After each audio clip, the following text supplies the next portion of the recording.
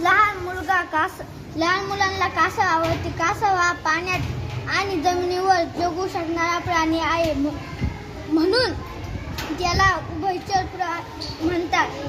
कासव पाण्यातील जीवजंतू खाऊन पाणी साफ करतो, म्हणून विहिरीत कासवे पाण्याची प्रसिद्ध आणि कासव अतिशय खादाड व चिवट असते.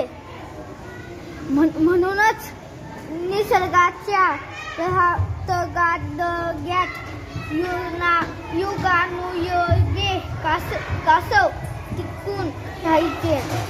डायनासोर हा एक अतिशय पुरातन आणि प्रचंड आकारात प्राणी होता. कालांतराने पृथ्वीवरील बऱ्याच प्राण्यांचा संहार झाला. त्यातच डायनासोर या प्राण्याचा नाश झाला, पण कासवाचा जन्म या डायनासोरच्या पृथ्वीवरचा कासव मात्र टिकून राहिला.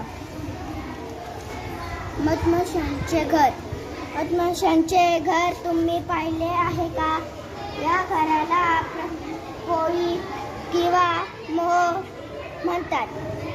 या घराची प्रत्येक खाली अष्टकोन असते. त्यातील कोणत्याही 2 खोल्यांच्या भिंती मोजून पहा, त्या अगदी सारख्या असतात. मधमाशांचे हे अजूब घर पाहिले म्हणजेच त्यांचे अंगाच्या कला कौशल्यांचे फार आश्चर्य वाटते.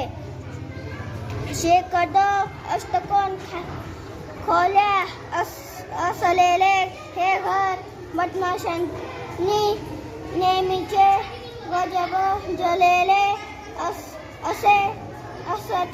काही माशा बांधकाम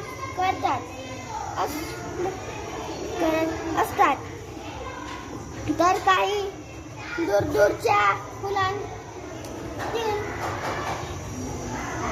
मध गोळा करून आणत असतात.